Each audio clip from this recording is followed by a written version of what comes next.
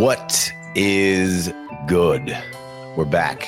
We've got some rookie rankings for your pleasure. Probably going to be the final iteration of those. I'm sure we'll talk a little bit more rookies before the season starts. We're going to go Superflex, tight end premium. We're going to go tier by tier, and we're going to try to just get through all 48 tonight. Obviously, we've been talking about these guys all season long. So, we'll try not to get too deep into any one spot, but I definitely have a few questions that we'll probably sit down in more than others. So, Chev, how you doing? You know me, brother. Any day on this side of the back's a good one. That's right. All right. Let's go tier one, player one. I got one guy by himself, Genty, tier one, player one. Simple, easy, effective. I like it. All right.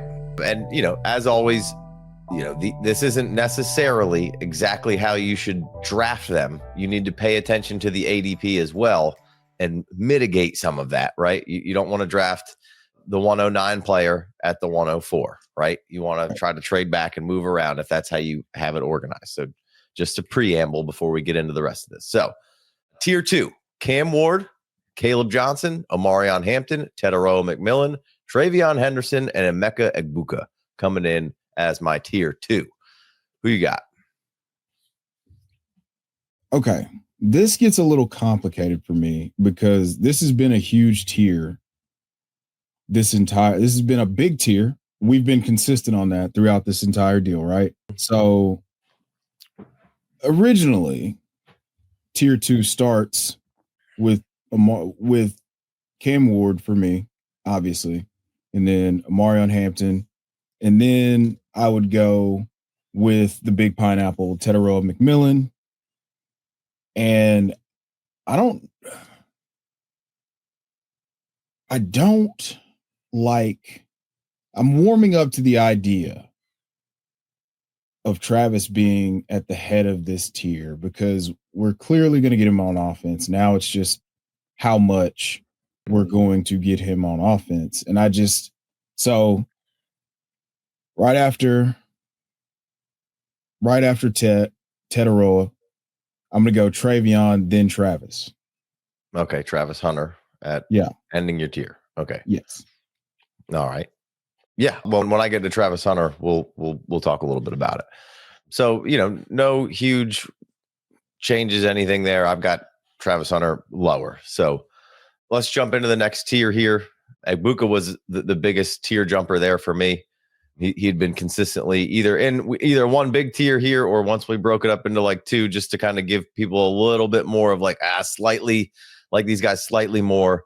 Egbuka jumped all the way up in here. Look, I just think it's been just getting better and better and clearer how good he is and where the usage could really even be right off the jump. So big tier movement there for me. So tier three, I got RJ Harvey, Tyler Warren, Quinshon Judkins, Colston Loveland, Jackson Dart, a big mover, and ending this tier, I've got Travis Hunter in tier three. So what's your tier three like here? So I'm at player 13, or player 12 rather, through three tiers. Sorry, 13. Gotcha. Player 13 players through three tiers. Sorry. Yes. So this third tier, let me ask you this. Mm-hmm. What do you think happens with Quinshon Judkins? Because I've been a big proponent of Quinshon Judkins. We're very bullish, but now with the legal stuff and not being under contract, how is that playing into? You have him in tier three, right? So how is that playing into your rankings at all? Yeah, a little bit. I had him at the bottom of this tier before we started tonight, and then I kind of bumped him back up of just this seemingly will at some point resolve itself. Right. and that little bit more clearly reflects on the caliber of player that I think he is. I just kind of threw him in between Tyler Warren and Loveland just to break those two guys up a little bit. But really, anybody in this tier is kind of fair game for me here. That's how the tier works. But not a strong lean. This would kind of be what do I need here? And I know, some people will say don't draft for need, but if I needed the quarterback, Jackson Dart's a lot more appealing here. Maybe I trade back a little bit. If I need the running back, I'm probably going to go with Harvey. There's no legal troubles and there's a safe PPR floor. If I need a tight end, Tyler Warren's my first option. And then if not, then it's, it's Loveland, and if I want to just swing for the fences, it's Travis Hunter, right? And so that's kind of how I have that tier broken up. So Judkins seems the riskiest here, but I feel like all this will eventually kind of get resolved. It's been super weird, but like this is why we have patience. And I don't exactly know how it's going to go. It's rookie year, but it's Dynasty, right? In redraft, it's certainly weirder, but Dynasty, which is why I have Travis Hunter down a little lower, because it is Dynasty, and that's a little weird, right? In general. Right. So we could talk about that in a second. Finish up your Quinshon. So he would like I would have made the tier 2 bigger, but I've bumped him down. Ibuka kicks this one off. Ibuka, Judkins, Warren, Loveland, and Harvey. Mm-hmm. Yeah. All right. So no Dart yet. Right. Okay. I've got Dart as a big mover. I feel like what we've seen from him has been very good. Obviously hasn't been with the ones just yet, but decisive, accurate, and the legs all look good. If you need a quarterback, I haven't been super bullish on Dart, but I mean, it's Superflex. You need a quarterback, take him, and he's looked the part so far from what we've seen. I think he should sit for a large chunk of this year, see where the Giants go. If they're bad at the end of the season, maybe you throw Dart in there, get him a couple games, and then go into the next season with Jackson Dart. So I don't know that he's going to come save you if you need a quarterback this year and you got a win now team, but he's also could be a bridge to another quarterback, which is kind of how I always viewed him. Now I'm a little bit more like, I might see what might see what this returns a little bit if I can afford the patience. That's a good point. No Dart movement for you. That's no. So I've had him. He's been in auto select in drafts for me at the 2-1 if he's there, like the 2-1. So he should be in this tier. Mm-hmm. He should be in this tier. Let's be clear about that. He should be in this tier. I'm just talking from I guess I should adapt to the information that now I've seen him and he doesn't. It's not a Matt Corral type situation. Like he's doing that. It's translating at least in the preseason, right? Mm-hmm. So yeah, let's redo that then. It's going to be Ibuka, Judkins, Warren, Loveland, Dart, Harvey. Yeah. Yeah. No, I mean, again, vanilla defenses, second string, third string, whatever it is. But even so, he's making it look good, right? So that's what you want to see. Yes, that's exactly what you want to see. You see him, you see the growth, right? You see, all right, cool. So this is a dude who's never called plays or even called out a snap count before, but he's, it's translating. Yeah. It's not just a product of Lane Kiffin's system. So what I can say is playing a little bit of devil's advocate is like Spencer Rattler 2 weeks ago looks not so great playing the first team, looks much better yesterday, 2 days ago, playing later into the game. Right. Yes. And I'm not saying that, I think Dart's playing a little bit better caliber of player at that point when he's in the game, but I'm not out there marking off who's what string. You're not. You're like, where is he on the projected 53 for the New York Jets? You're not doing that. But all I'm saying is sure. No, I'm with you. I was just playing devil's advocate. Yes, he's checking off. He's moved up for me, man. So I'm with you. Yeah. He's checked the boxes, right? It sucks because neither one of us were huge Dart people, and it's like, man, I don't care for him, but once we have him on the field being good at football, that changes things. Yeah. And you've seen a little bit of the mobility. You've seen him being willing to, deliver it off platform. So it's all good. I made a mistake not having him in this tier in the first place. So yeah. That's corrected now. I hope he buys a cool Subaru at least. That's really all he can go in the stadium in a cool Subaru. That's diabolical. that 2005 WRX with the scoop. Whew, that's a good one. I was more of an Outback guy myself. Yikes. Are you a survivor? Are you not going to give up? Then you need to sign up for this new game called Fantasy Football Survivor. Instead of picking an NFL team to win each week, you set a new fantasy lineup. But you can only use a player once per season. Advance each week by staying out the bottom percentile and performing over expected. Drink. The contest is free to join. Sign up for the main event. Create your own leagues. What are you waiting for? Click the link in the description. I have Travis Hunter lower. If you've been following along, like I've just got Travis Hunter lower in Dynasty, and this really comes down to like, look, is it going to be in a couple of years where he switches to complete offense? Then this was the wrong ranking, right? And it's Dynasty. Or is it, hey, you could maybe Iron Man this full season and it looks pretty good, but I don't think you're getting through 3 full seasons of Iron Manning with, Travis Hunter here, right? And so that's really what this just comes down to. It's not about how good he is on either side of the ball. It's not like if he's full-time offense, he'd be way up these rankings, but it's not. I'm willing to take the gamble here on he's a little banged up. There's full-time offensive guys that are banged up right now. I don't exactly know what it is. It seems like he's going to be fine. He's not a huge guy. And if he's going to be taking double the hits, running double the routes, being on the ground twice as much, that's just a tough thing to say that, yeah, I'm all in and I want to risk a really high pick on him. For me, I'm just going to be a little more less risky on the pick. Probably let somebody else pick him in the rookie draft. Probably let somebody pick him at the 4th round overall in a startup right now. And redraft, I'll take the shot. It's fun. I want to have fun.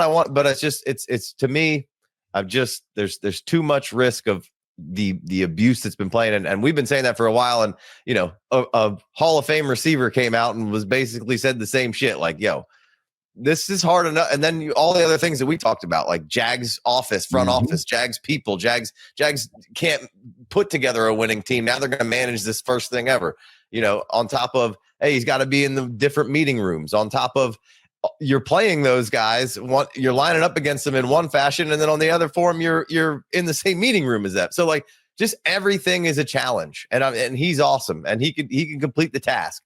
But how long is that task completed for me? And I don't know if the last 3 years playing both sides of the ball. So that's why I got him lower.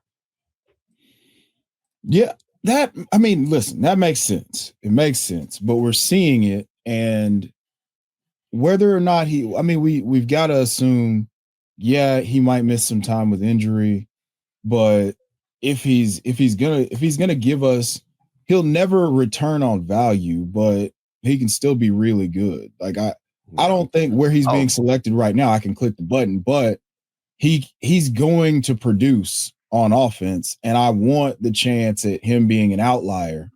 I want a shot at that because I was on that train before it was cool to be on the train, and then all of a sudden he turns into the best wide receiver prospect since Calvin Johnson because he goes 2nd overall, and now we're being ridiculous about it. Like we were being ridiculous about it. It's still like there's like a little incel chamber of people who are just like, oh, he's Justin Jefferson. He's this. All of his arrows were green. If he's a full-time player and in that offensive meeting room, he has a chance to be near as good as those guys because he's that talented. But for me, it's just I'm gonna take a cautiously optimistic approach. I like to take my outliers in the mid-second, in the mid-third, in the 4th round. That's why I want to take I don't want to take my outliers 5th overall in the rookie draft. So all right, let's keep it moving here. We've done enough Travis Hunter talk for a lifetime throughout this offseason.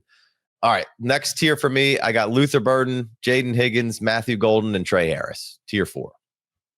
Yeah, so this one is going to be LB3, Luther Burden the 3rd.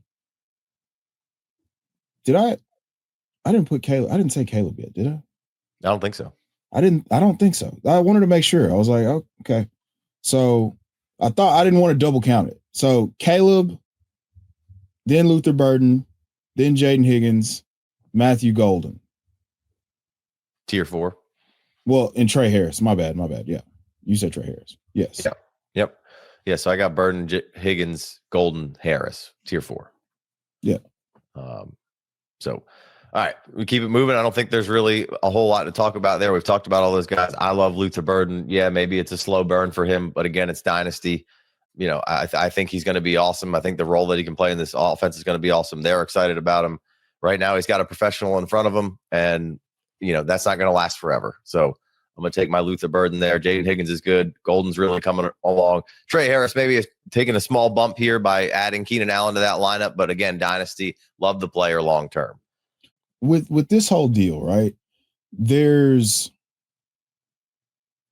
an element of like, hey, I can learn from a guy whose skill set I would vastly benefit from. And this is just kind of off the beaten Trey path. Harris, you mean? Like, yeah, Trey Harris, with Kyle Williams, who I'll talk about, here in a second.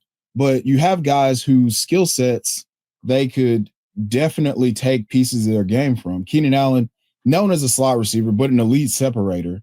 And Trey Harris literally broke the record for yards per route run, in college, but he still needs some refinement as a receiver. And Keenan Allen is a technician. He's all these things. Same thing with Stephon Diggs and Kyle Williams, right? So I think with those, like with these guys, it's going to be a slow burn, but it'll be much, much better for us in the long run. Same thing with Luther Burden.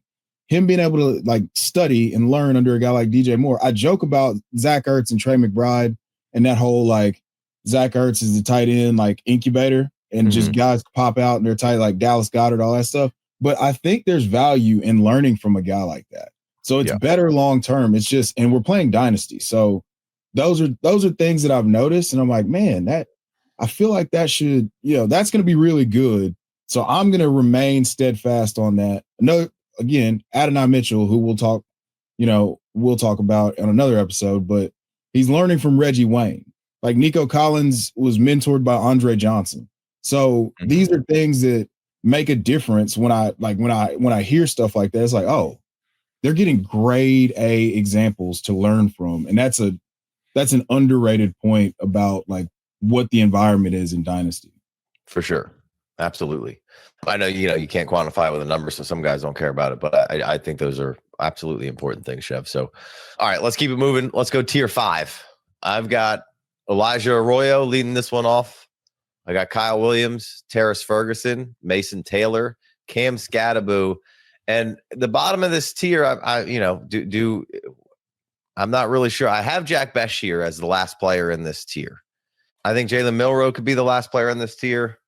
I could move Jack Besh down 1 or 2. And then, the question starts to be raised is how far up are we moving Ja'Cory Krosky-Merritt here? Does he need to be in the bottom of the second round? I mean, I'm in a home league right now with no Superflex, no tight end premium, and he went at like 2.7. Right. So the steam is real. Right. The steam is real. So I don't quite have him up here yet. No. It's a really cool found money thing that we can do with 4th round picks in the offseason, turning them into next year's seconds. That's what you can do with this.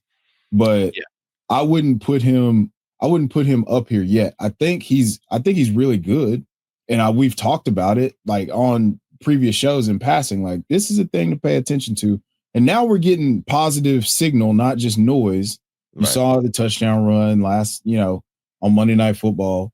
And then, they're talking about cutting or moving on from Brian Robinson. So now we've got a little bit more steam, but there's still hurdles. Austin Eckler's still there. So you can't. Yeah, but that's okay. You can't pass up sure things in terms of contract security. He is a 7th round pick. You can't pass up the guys that you had here before just because we've got a little bit more information and we can be certain that he's going to be on the team and have some sort of role at this point.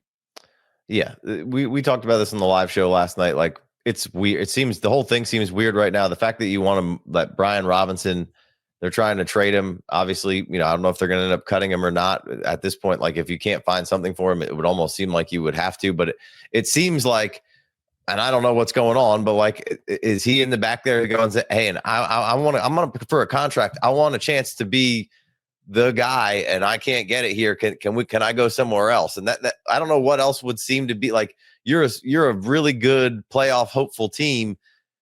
And Brian Robinson, regardless, I know you don't like him all that much, but he's a fine running back. Like he's not a game changer, but like he's good enough to operate. He's solid. Yeah, he's a solid player. So the fact that they're willing to kind of move on from him, give him what he wants or whatever it is, or maybe he stinks as a person and is just a cancer in the room. I don't know. It's weird. But the fact that, Merritt is really getting steamed up here. Like, did he look good last night? Yeah, Chris Rodriguez averaged like 20 yards a carry last night. So let's not get too crazy about what happened in that preseason game. They ran the ball like 4th, didn't throw it on the whole first drive. So, but what that kind of tells me is, I don't know where Chris Rodriguez's role is going to be. And maybe that's the guy who really takes into this spot and nobody's accounting for it. And it's not Bill JCM here, right? But it would seem that he's going to get a chance. Like Eckler is not going to be your full-time guy. It's going to be a rotation. Eckler can do a lot of things that are good for this team. But Debo can do some of those things too that Eckler can do a little bit. And Eckler, I've liked Eckler as a late round player, just if you need some running back stability, and it's looking even better right now.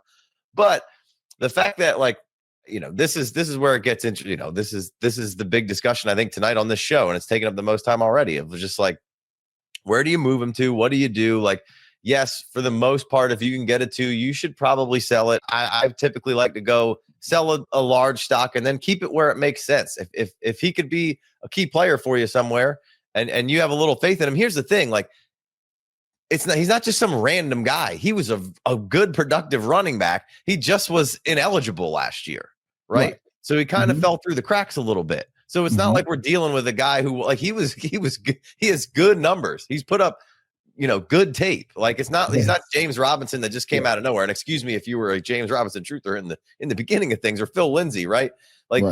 There was we kind of had a little notion of like, hey, just monitor this guy. He's a good player who just was in a weird situation last year. So at this point, you can kind of throw away that he's a 7th round pick. To me, he's basically equivalent of a 4th round pick running back at this point. Like they don't care that he's a 7th round draft pick. Like they're not looking at him any different. That is if he was a 4, 5, 6, or 7 at this point. I don't think so. Like I think that we get so caught up in that. Well, he's a 7th round pick. That's why. He's a 5th round pick. They're not going to dude. If he can help the team and they're getting everything they need from him, then they don't care that he was a 7th round pick. They're stoked that he was a 7th round pick. I get it. Sell him if you can and make a profit. You're never going to go broke making a profit, right? Right.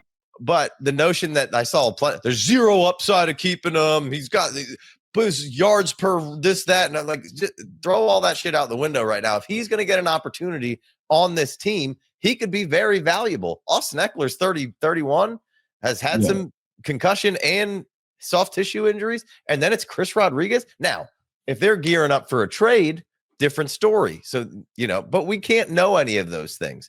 We've all lived through this cycle of players where you got to sell this guy, you got to sell that guy, and then cautionary tale of somebody like a Dameon Pierce, who got steamed up through this process, and now we haven't really heard a lot from.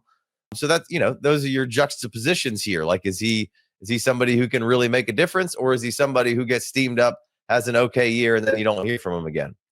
I don't know, but I know that the opportunity and the situation surrounding him to start with was way better than what Dameon Pierce had to start with and work with.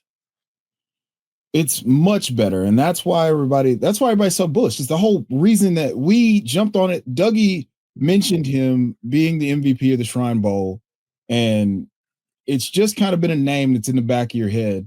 Then he lands in Washington. So again, we talk about, hey, we were in on the guy as a talent, but the draft capital's not there, but we're in on the talent and we're in on the landing spot, and it's going the way that we want it to go. There's no need to be super reactionary and go and buy him for a second right now.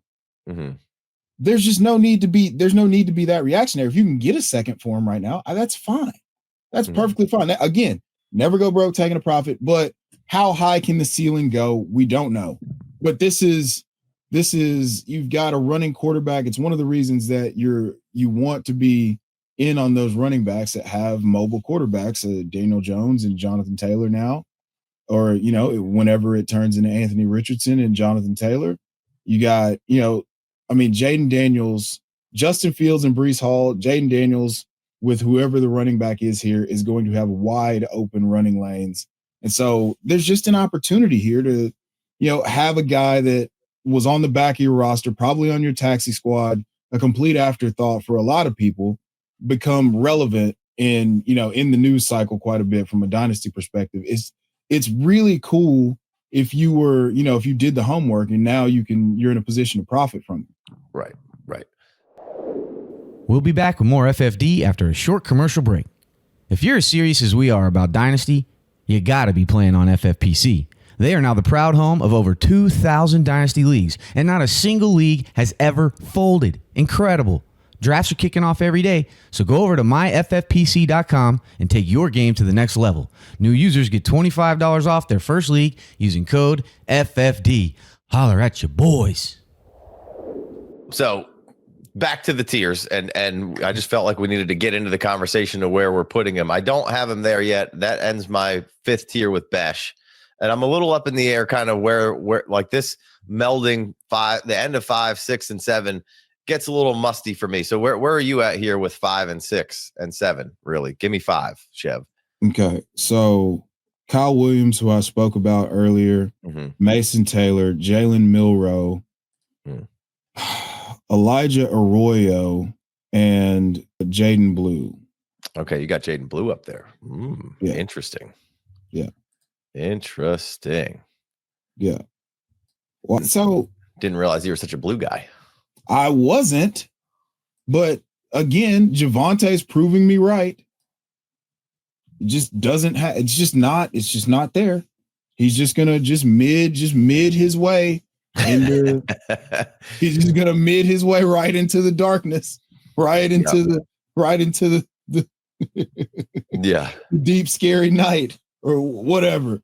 But Javonte is just not it. I've been making bets on Miles Sanders, but I think if you're gonna just take an upside swing for a running back that catches passes in an elite offense, you're talking about Jaden Blue. I mean, you saw him catch the wheel route for a touchdown. He's got juice if you're watching the camp highlights. So it's going about as well as it can go. Again, 5th round pick, lands in a spot that's ripe for the picking opportunity wise. Of course. And there's an apparent opportunity. I mean, it's right there in front of us. Yeah. Yeah. No, I'm with you. All right. Give me tier 6. So there we'll start off with Bay Shaw Tootin, Tyler Shuck, Harold Fannin, Jalen Knoll, and Jalen Royals. All right. 6, I got Milroe and I got Shuck in the 6 spots in the tier 6. I just got the 2 quarterbacks there kind of by themselves. Like, Milroe's got some juice and is fun, but we don't know. And then Shuck, has had some ups and downs. I think he's going to get a chance to start this year. It's a quarterback. It's Superflex. It's basically like the 3-2 at this point. I'll swing on a quarterback there and see if he could turn into something. Mostly just if I do want to take him there and I needed a 4th quarterback or whatever, or a 3rd even, like basically he's in hopes of trying to get a stepping stone to somewhere else. And that's kind of the idea of the quarterback right in there. Obviously Milroe has a whole lot more love and juice right now. So I could have put him in tier 5 and had Shuck just kind of by himself, or really just shifted the whole dynamic of, this 6 could have just been a bunch of guys instead of what my 7 tier is. Right. But right now I'm just keeping the 2 quarterbacks right there at 6, Milroe and Shuck. I like that. You going to keep it moving? Yeah. Right. I mean, there's not a lot. There's not a lot to add. I mean, so Jalen Milroe is the highest upside, really, of any player in this, in that 5, 6, 7 tier. Because if he hits, his style of player hits big. It's Justin Fields. Yeah. Right. Like that's the type of rushing upside. So that's all. It's just, I feel like it's important to hit on that. Like, just, it's a home run swing, but if it hits, it's literally a fucking home run. Yeah. Yeah. All right, tier 7 for me. I got Royals, Fannin, Blue, Krosky Merritt, Tootin. Yeah. I like that. I got some shots at potential. There could be, like, I put Tootin at the bottom of that area with those 3 running backs. Look, I love Jalen Royals. I fight to not have him all the way up at 5 in front of Jack Besh. I like him more than Jack Besh, but there's some draft capital with Besh, and we'll see kind of how that receiving core plays out. For now, he's definitely been fading down here. He could easily fade into this 7 spot too. Besh could, and Royals could move up. I like Fannin.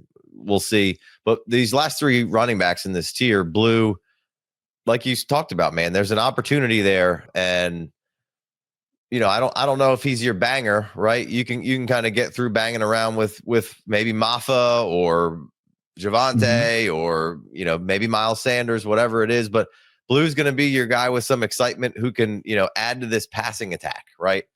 And help him get some splashier plays and be a little bit more like a satellite back here operating, I think, to start the season. Hopefully, injury and everything, he can get, some meaningful time in here. And then, Krosky Merritt, again, same thing. And Bajal Tutin, same thing. I mean, I think Bajal, he's just got to climb the ranks a little more between ETN and Tank Biggs, because I have a firm belief that those guys are just going to be the guys for them. And that's going to be the rotation. And you'll see some Tutin here or there until somebody fumbles the opportunity away or injury, pops up or whatever.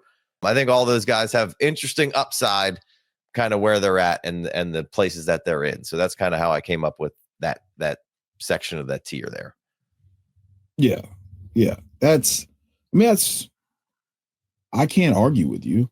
I don't mind. Here's the thing. I don't mind the idea that I could be wrong, completely wrong about Jaden Blue, because it doesn't cost you something that's going to change the outlook of your, your fantasy team.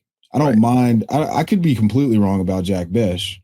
I mean, I hadn't counted him off yet, but like, I don't want to be in just because of the draft capital. I want to like something else about the situation. Yeah, I like the draft capital of Besh, but I also like Besh coming into there, and I feel like he's just a good Pete Carroll kind of player, right? So I feel like they're going to figure out how to get him out there in the 2 wide receiver sets. He seems like he'd be, the physicality is what draws me to him. Good block, can get physical. It just feels like the right fit for there. And maybe it's a swing and a miss because the talent isn't quite there. And maybe it's Thornton and somebody else, getting those reps. Obviously Jacoby Myers, but that's why I haven't completely moved him into the 3rd round at this point. He's fringe second for me. So I feel you, but I like the player, but you don't love the player. So I'm not doing things solely on, like, if that was the case, Savion Williams would be up here. Right. And that's gonna be my next point, is like, he's nowhere near up here, and he was a 3rd round pick. So that's where I get stuck a little bit. But to go into that, I'm gonna go, Jack Besh is here just because I feel it feels irresponsible and not me giving any sort of admission that I might be wrong about Jack Besh. And so if I get here and I get stuck and it's like, if I can't trade back or do something like that and Jack Besh just happens to be available, sure, I'll take a stab that I'm wrong if I have like multiple 2nd round picks. So Jack Besh, Dylan Sampson, we're going Elick Aomanor, the catching Canuck. And then let's just stop. We'll stop it right there. We're gonna stop it right there. All right. I'm going tier 8. I got Shedeur Sanders leading off that tier. Look, we're late in the 3rd at this point. I liked what I saw from him. I liked him in general. It's late 3rd. I'll take a shot on Shedeur Sanders getting a shot at some point, somewhere, somehow. I got Jalen Noel, Elick Aomanor, Pat Bryant, Dylan Sampson, and I got Torrey Horton Jr. here ending this tier. I love what he could do, but I think he's going to end up being a big part of Seattle's attack here throughout this season, and then next season really, coming into a nice role. This was a tough one because I didn't know how far to expand it. Like, obviously I like Brashard Smith here too. I kind of wanted to get him in here, but he just didn't make the cut for this tier. But Aomanor is certainly somebody who's been, every time I turn around, I got to pull him up the rankings even more. So I wouldn't be surprised if by kickoff he's getting closer and closer to fringe end of 2nd rounder. I've really been enjoying what I've been seeing there. I know. So it's translating.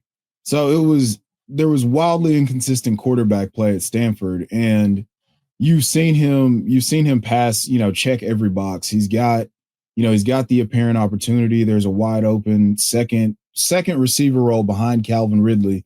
It's ripe for the picking. Gunnar Helm's been impressive. So I really need to go back, and I got to redo. I feel like I need to redo the 3rd round, because if we were drafting today and I had the information that, Rondé Gadsden is good and Gunnar Helm is he's doing exactly what we talked about him doing at the University of Texas, right? He just finds a way to get between the defender and the ball, and he always comes up with a contested catch. So, those are guys that there's just not enough. I feel like I'm not being bullish enough with the guys that are impressing me. But I do need to move Elikeo Manor up because this is not a drill. He's doing all the stuff that he did in college. It's sudden, it's violent out of his cuts, run after the catch. It's great. Kicking off the next tier. We're going to go Pat Bryant, Shador, Brashard Smith, Devin Neal, and Rondé Gadsden, and Gunnar Helm. Gunnar making some big headway there. It feels weird because it feels weird to talk about a player that's on a team that I like because I'm just setting myself up for hurt. Mm-hmm. He's checking the boxes, man. I watched the broadcast copy of the game, and then I went back and I watched all of his, I watched all of Cam Ward's dropbacks, and then I watched the Gunnar Helm targets and catches. And I was just like, okay, I gotta get over the fact that we just decided not to take a Rondé Gadsden and took Gunnar Helm because this could work out, especially from a dynasty and a tight end premium. He's been absolutely free throughout this whole deal. Yeah. He was probably on waivers. We did a roster review the other day, and he was on waivers. Yeah. It was a 10-man. It was a 10-man. So, but still, it was one tight end premium, right? Yeah, it was. I think it was heavy premium, but yeah, so he shouldn't have been on there, and it wasn't terribly deep, but it was deep enough that you should have taken a Gunnar Helm. I don't know if free agency has opened up at all for them yet, so it might have just been the draft happened and it was early, and you know what I mean. There's a lot of stipulations there. Sure. But yeah, no, I feel you. So, all right, let's get to these last couple of tiers and guys, and kind of from here on out, outside of a few guys like a Brashard Smith, which is why he almost made the next tier for me. Depending on who your starting running back is, these guys could easily be moving up and down. I do have an extra tier in here, but it's kind of semantics at this point. If you have Chase Brown, then Taj Brooks should move up some for you, right? If you have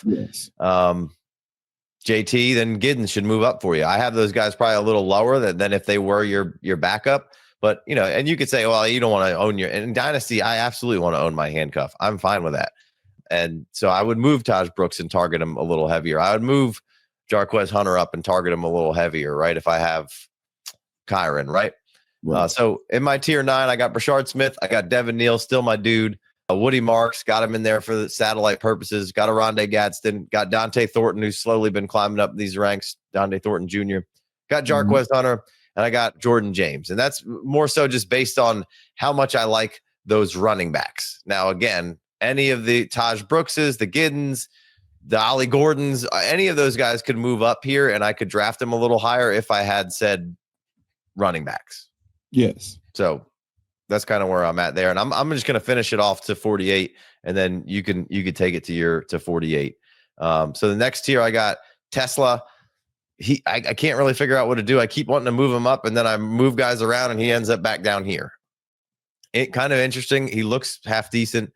Then I got Taj Brooks, DJ Giddens. I got Jalen Lane in here with the possibility there's a lot of positivity going on with some Jalen Lane now. A lot of positivity, and just he might get an opportunity because they got, I'm assuming Michael Gallup's still on the roster, but they got Debo, and I don't know what's about to happen with Terry McLaurin, man. It's getting weird over there, and I don't know what they're doing. And then I got Ollie Gordon. That's 49, and then I would have Gunnar Helm kind of right outside of there as the 49 and 50. So that's kind of my top 48-ish. Bring us home, Chev.